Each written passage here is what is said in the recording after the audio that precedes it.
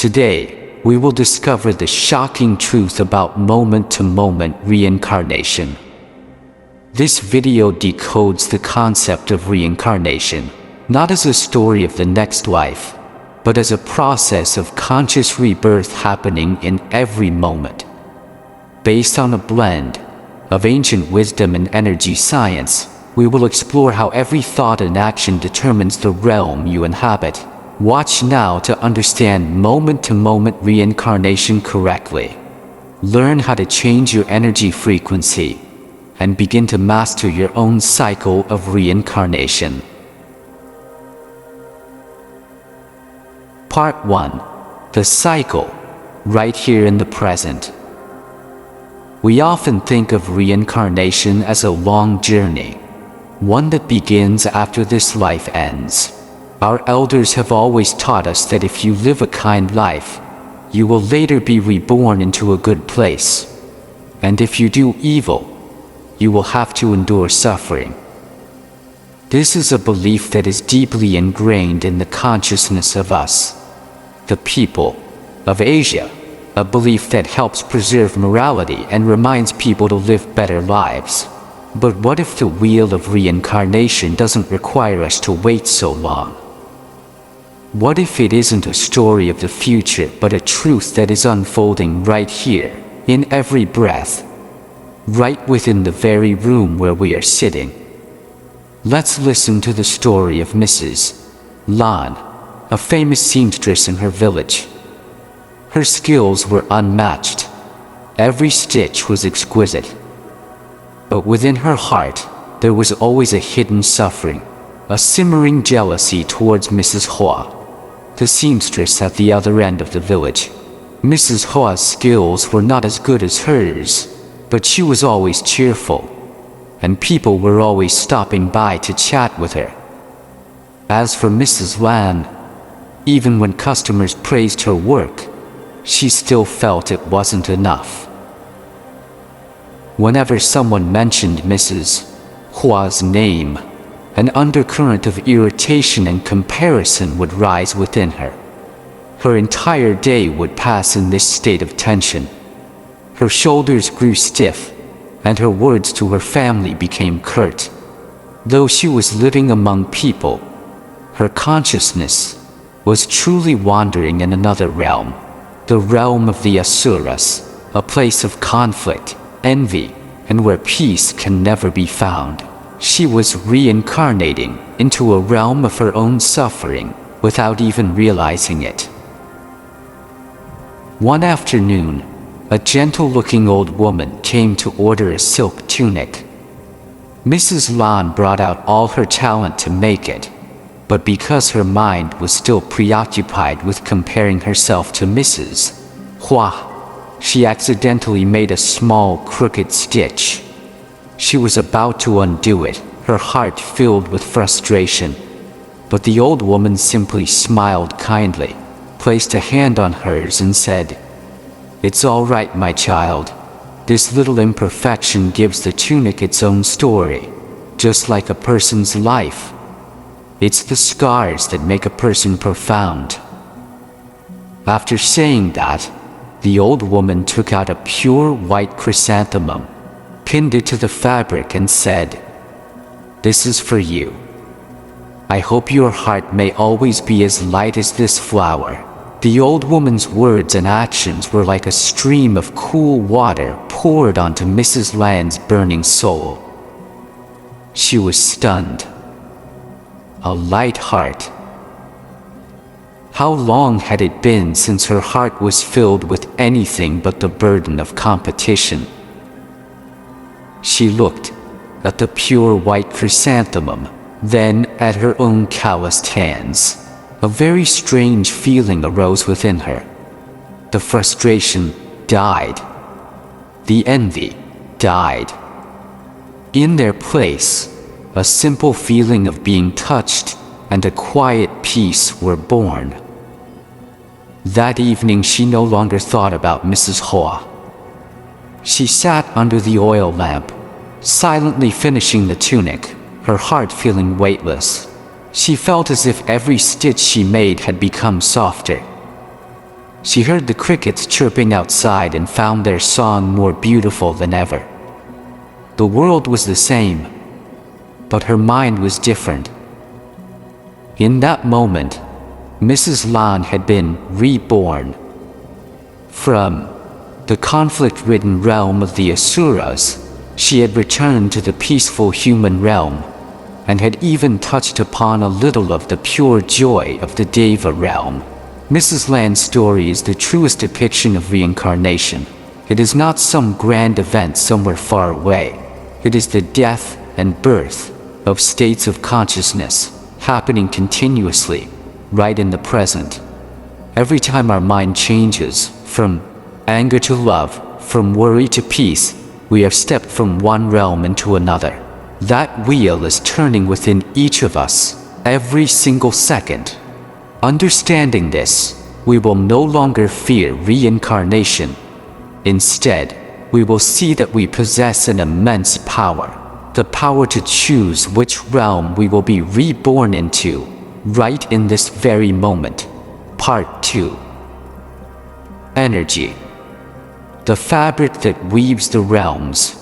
If reincarnation is the rebirth of the mind in every moment, then what is it that is actually moving from one realm to another? When Mrs. Lan shifted from a state of jealousy to one of peace, what actually changed inside her? Modern scientists and ancient sages, though walking on two different paths, ultimately meet at a single point. They both speak of something invisible that decides everything: energy. Everything in this world, from the table we sit at, the flower in the garden, to our own bodies, is not truly solid.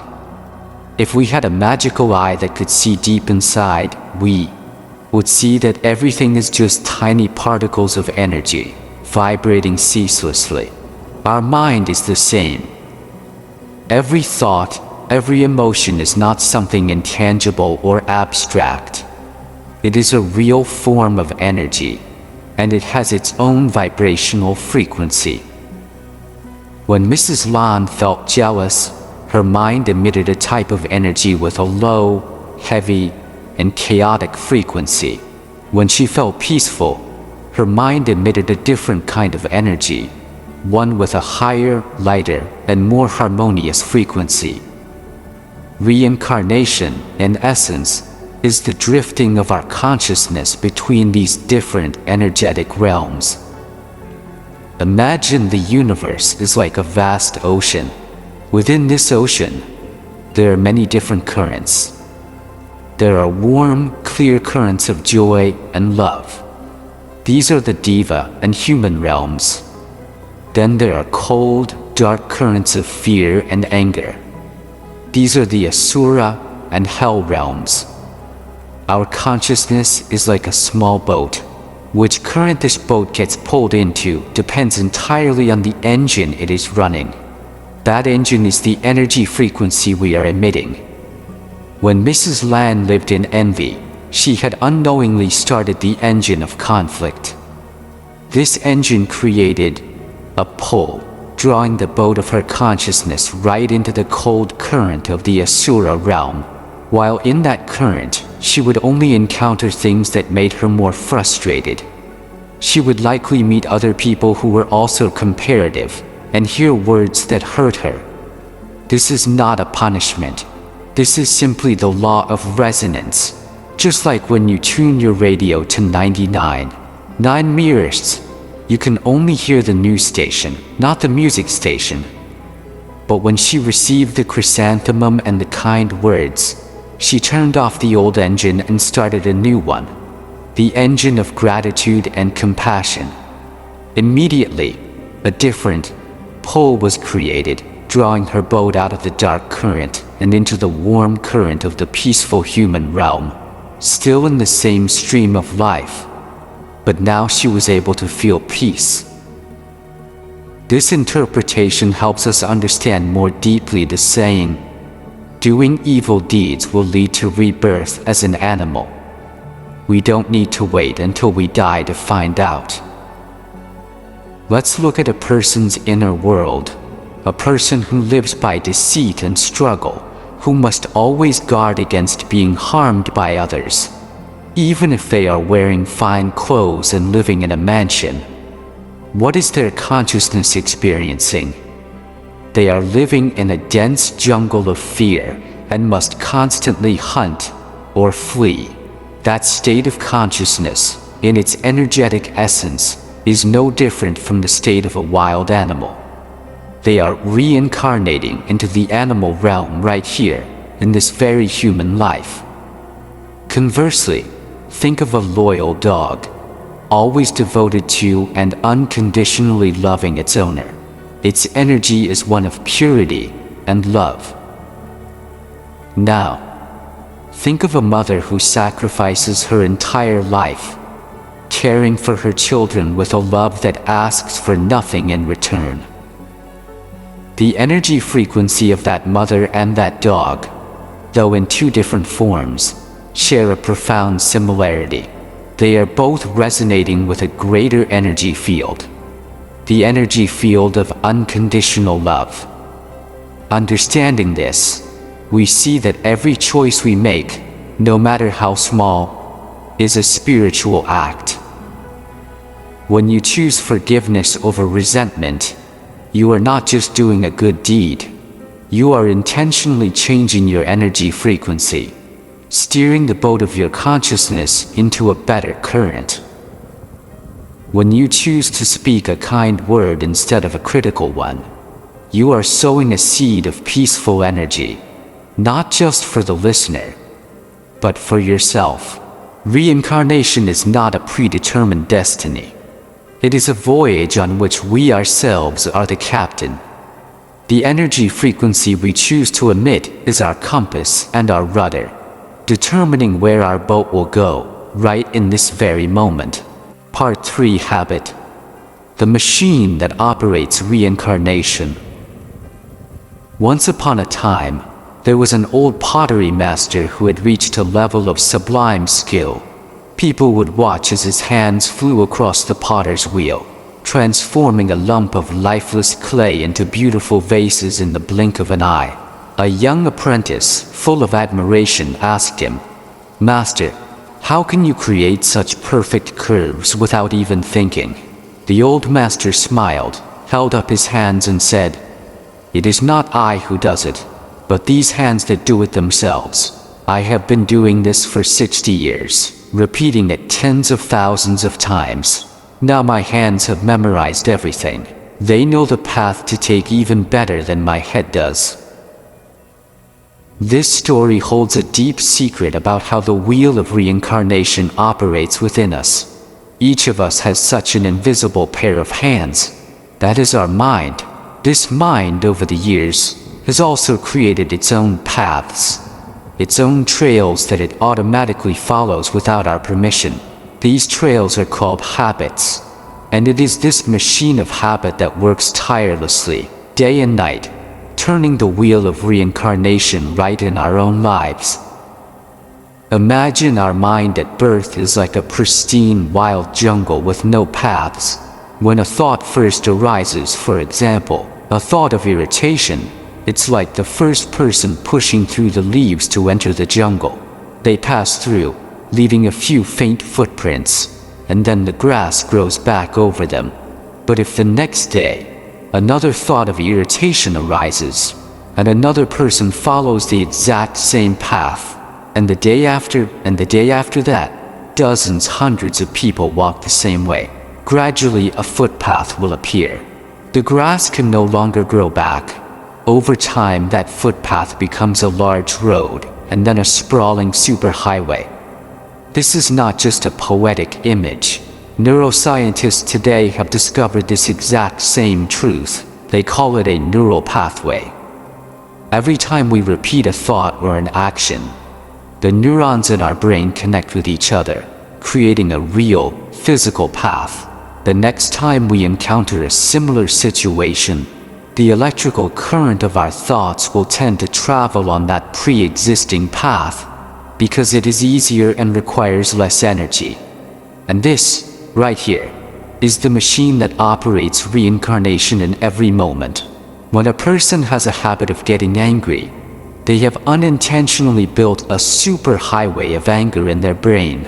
The moment something small and displeasing happens, like a car just starting to roll, the energy of their thoughts immediately speeds down that highway, taking them straight to the asura realm of rage. They don't have time to think, no time to choose. The reaction happens automatically. The radio of their consciousness seems to be stuck on the anger station. This is why many people tell themselves, "I will not get angry anymore," only to fail again and again.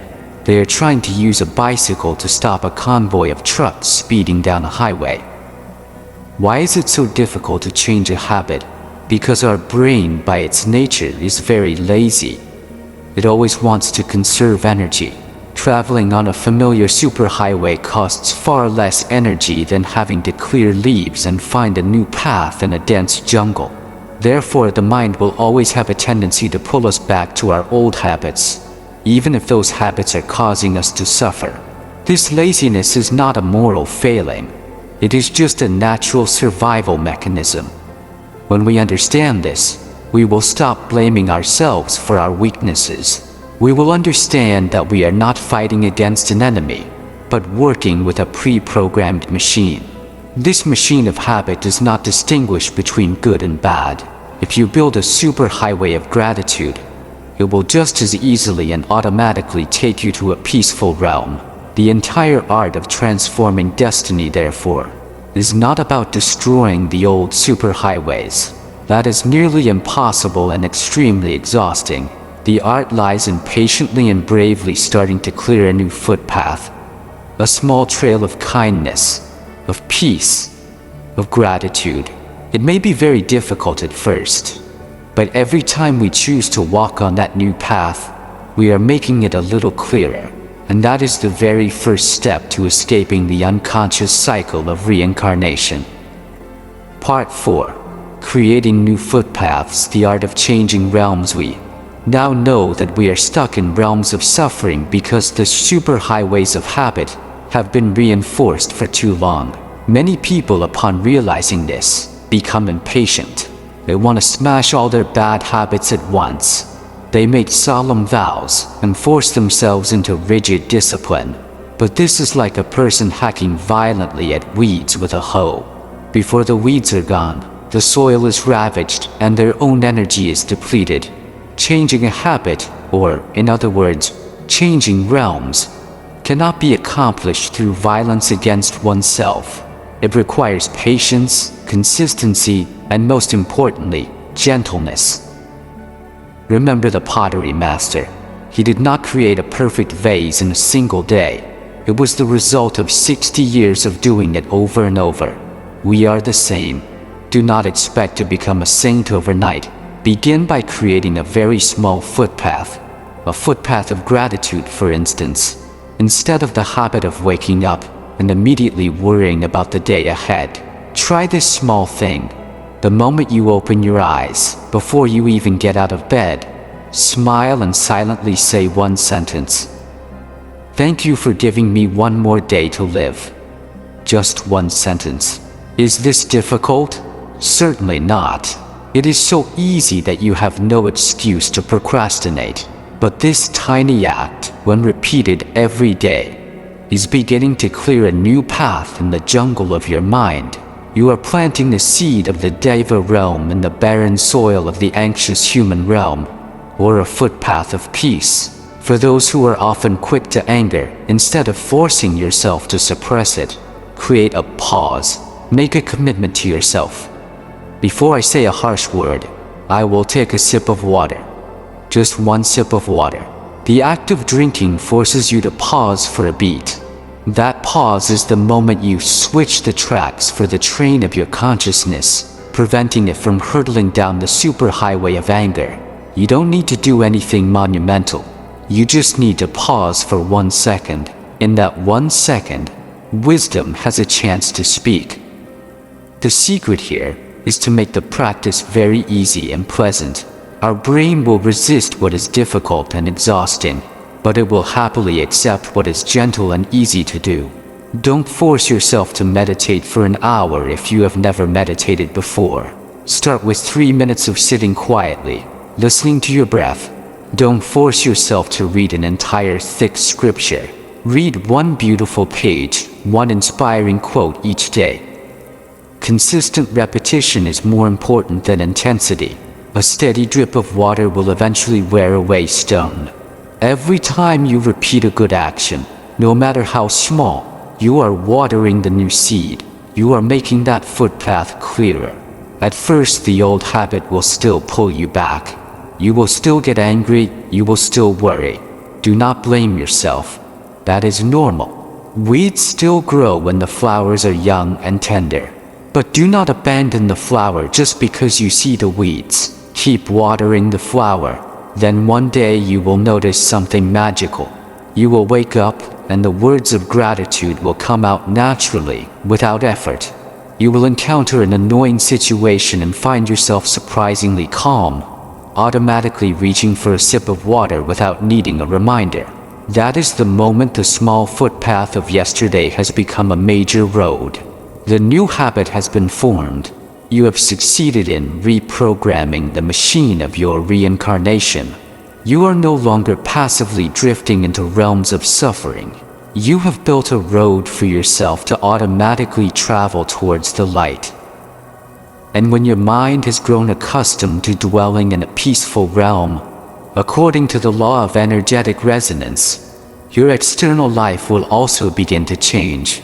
You will meet kinder people, and good opportunities will find their way to you. Not because you are lucky, but because you have changed your frequency. You have personally changed the realm in which you are reborn every day. Part 5. The Inner Realm, the Outer World, the Universe's Energy Mirror. There is a secret that the ancient sages understood deeply, which is, the external world we experience is a faithful mirror reflecting our inner world. We often think that we are a separate individual, and that life is something out there, sometimes treating us well, other times treating us badly. But the truth is, there is no life out there. There is only our energy field, interacting and resonating with the vast energy field of the universe. Imagine you are standing in a valley and you call out. If you shout an angry word, the valley will echo back that same angry word to you. If you sing a song of love, the valley will send back that loving melody. The valley does not love or hate you. It simply responds with perfect accuracy to what you have sent out. This universe operates in exactly the same way. This is the law of resonance, also known as the law of attraction, a fundamental principle of life. Let's look at two neighbors living next to each other. One is Mrs. Tam, the other is Ms. Ba. They live on the same alley, breathe the same air, yet the worlds they experience are completely different. Mrs. Tam has a habit of complaining. She wakes up, looks outside and sees it's a bit overcast, and she sighs, "So depressing, another gray day." She eats breakfast, tastes a piece of pickled melon that's a bit salty, and she clicks her tongue. "Honestly, nothing ever goes right for me." On her way to the market, a shopkeeper miscalculates her change by a tiny amount, and she makes a huge fuss, convinced that the whole world is out to cheat her. Her entire day is a series of frustrations and complaints. She is constantly emitting a low energy frequency, a frequency of dissatisfaction and lack. And what happens? According to the law of resonance, this energy field will attract corresponding things. She will likely meet other people who are also grumpy, get into pointless arguments, and it seems every little thing she does encounters some small problem. She feels she is very unlucky, and that bad luck only reinforces her belief that life is truly depressing. The cycle of her reincarnation in a realm of suffering continues. Now let's look at Ms. Ba. Her life is not without its difficulties either, but she has a different habit. She looks for small things to be grateful for. She wakes up, looks outside and sees it's a bit overcast. And she thinks to herself, oh good, it's cool today. I won't get too hot at the market. She eats breakfast, tastes the salty pickled melon, and she thinks, this saltiness makes the rice taste even better. On her way to the market, someone accidentally bumps into her but quickly apologizes, and she just smiles and waves her hand. It's no problem at all. She is constantly emitting a higher energy frequency, a frequency of acceptance and abundance. And what does the world reflect back to her? She is more likely to be met with smiles, more likely to receive help, and it seems that everything she does has a touch of ease. Maybe she just finds a few coins someone dropped, or the vendor gives her an extra bunch of green onions. But these small joys reinforce her belief that life is lovely. The cycle of her reincarnation in a realm of peace is thus nurtured. Neither Mrs. Tam nor Ms. Ba is a good or bad person. They are simply living in two different energetic realms created by their own habits. Scientists also say that around every living being there is an energy field, an invisible magnetic field. This field is created by the sum of our thoughts, emotions, and beliefs. And it is this very field that determines what we attract to ourselves. When we understand this, we will no longer blame fate or luck. We will understand that luck is not something that falls from the sky. Luck is a state of energy. If you want to change your destiny, you must change your state of energy. And there is no tool more powerful to do that than gratitude. Gratitude is the master key that can instantly shift your frequency from lack to abundance. When you are grateful, you are sending a powerful message to the universe. I am happy with what I have. And the universe, like a generous friend, will say, wonderful. If you like that, I will send you even more of it. Part 6. The Animal Realm. The Human Heart. When we speak of being reborn into different realms, especially the animal realm, the first image that often comes to mind is a person being born in the physical form of an animal after they die. That is an understanding based on external form. But if reincarnation happens in every moment, then the animal realm is not a place in the next life. It is a state of consciousness, an energy frequency that a person can experience right here, in this very human life. Think about the essential energy of a predator in the wild. How does it live? By conflict. It must be constantly vigilant to avoid being attacked by others. It must use strength and cunning to fight for food and territory. Its world is governed by the law of the strongest. It doesn't have much room for compassion or understanding. It only has the survival instinct. Its dominant frequency is one of fear, aggression, and struggle. Now, let's look at our human world. There are people who, despite having a human form, live and behave according to the exact instincts of a predator. They see the marketplace as a battlefield. They see their colleagues as rivals. They are willing to use any means necessary to trample on others, to achieve their goals. Their hearts are always full of suspicion, constantly on guard against being harmed by others.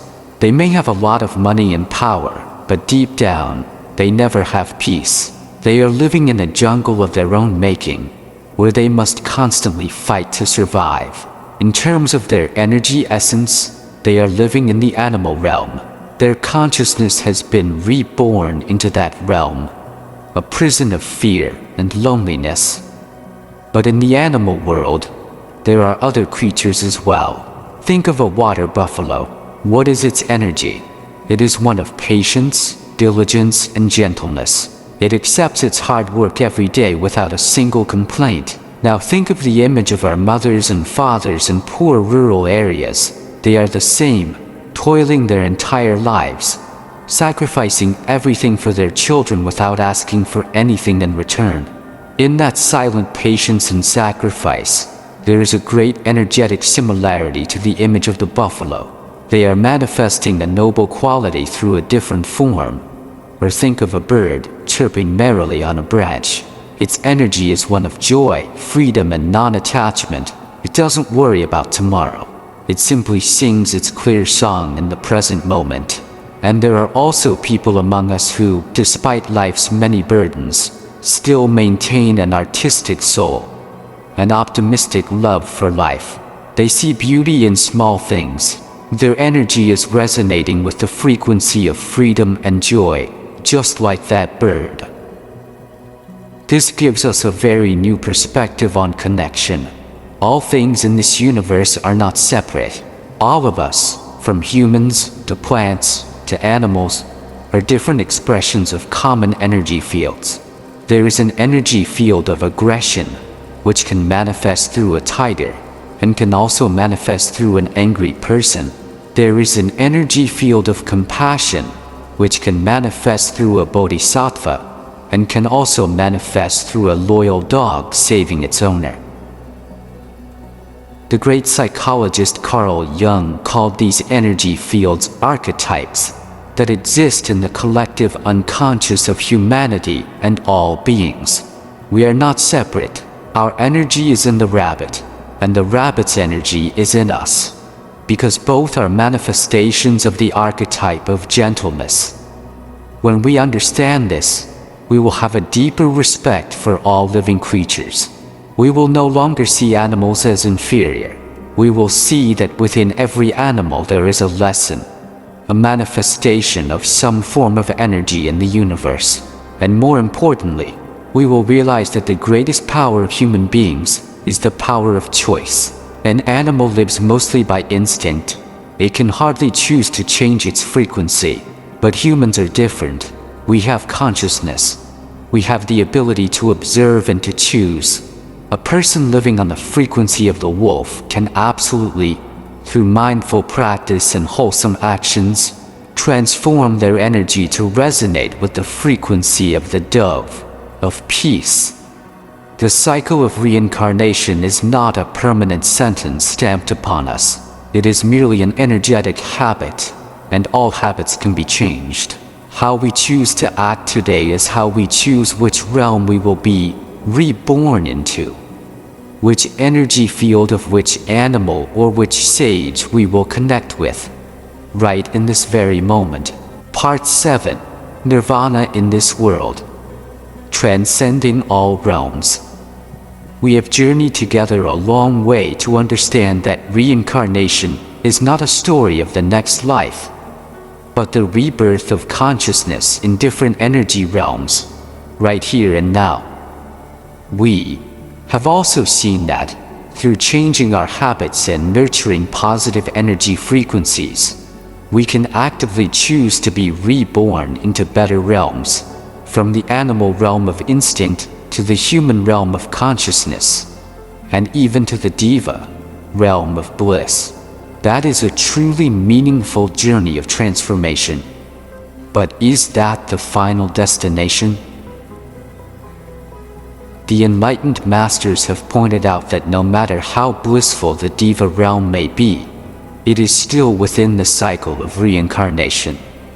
Because the joy of the heavens is also impermanent. It too will come and go.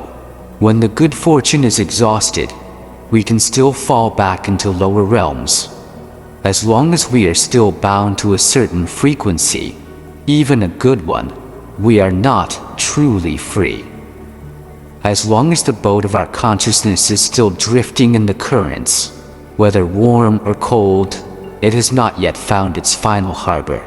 So what is the ultimate liberation? What is the path to stop the wheel of reincarnation for good? The answer lies in a profoundly deep realization. It is the realization that our true nature is not the clouds, but the sky itself. Let's imagine it again. Our states of mind, joy, sadness, anger, love, worry, fear, are like the clouds in the sky. There are beautiful white fluffy clouds. Those are the times we are in the peaceful Deva or human realms. there are dark, heavy clouds that bring storms. Those are the times we are in the Ashura or hell realms. These clouds are constantly coming and going, changing shape, gathering and dispersing. They are impermanent. The cycle of reincarnation is our identification with these clouds. When a white cloud appears, we rejoice and try to hold on to it. When a dark cloud arrives, we are afraid and try to push it away. Our entire life is a tiresome struggle with the clouds. But we have forgotten the most important thing. Whether the clouds are white or black, they are all drifting against a background that never changes. That is the sky. The sky is not born with the clouds, nor does it die when the clouds dissipate. The sky is never harmed by a storm, nor does it become better because of white clouds.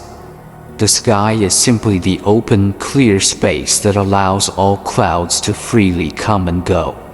Our true nature, what Buddhism calls Buddha nature or emptiness, shunyata, is that very sky. It is not any particular energy frequency. It is the space that contains all frequencies. It is not happy, not sad. It is not good, not evil. It is beyond all dualities, all concepts. It is not within the cycle of reincarnation. The ultimate liberation, or nirvana, is not about achieving a state of eternal bliss in a heavenly realm. Nirvana is the awakening, the moment we realize, all this time I've mistaken myself for the clouds. But no, my true nature is the sky. When this realization occurs, a great freedom arrives. You will no longer fear the dark clouds. When anger arises, you will see it as just a cloud passing through the sky of your consciousness. You are no longer swept away by it. You are simply the space that is aware of it. You also no longer cling to the white clouds.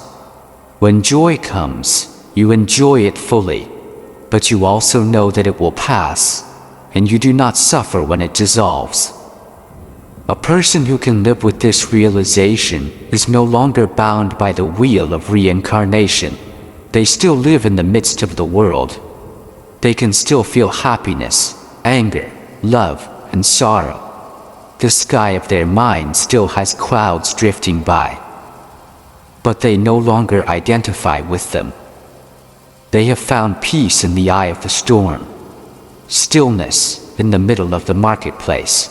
This is the state of nirvana in this world. The path to realizing this sky is the practice of meditation, the turning inward to observe. When we sit quietly and settle down, we begin to clearly see the arising and ceasing of the clouds of thoughts and emotions. The more we observe, the more we realize that we are not them. We are the observer, the silent space behind all the fluctuations. Therefore, our spiritual journey has two stages. The first stage is learning to master the radio of our mind, switching from negative channels to positive ones. That is the journey of transforming karma, of being reborn into better realms. But the final and most noble journey is to realize that we are not the radio, nor are we the songs. We are the silence, the space that allows all sounds to arise. When that happens, the wheel of reincarnation stops, not because it has been destroyed, but because we have stepped out of it and realized the freedom that is inherently ours. This is episode 18 in our 111 video series on cosmic energy, where science and spirituality meet to help you better understand yourself and the evolution of consciousness. Be sure to subscribe and hit the notification bell so you don't miss the next videos. And finally, I would like to leave you with a question to contemplate as a seed for your own realization. If you are not the drifting clouds, then what would happen if you dared to believe that you are the sky?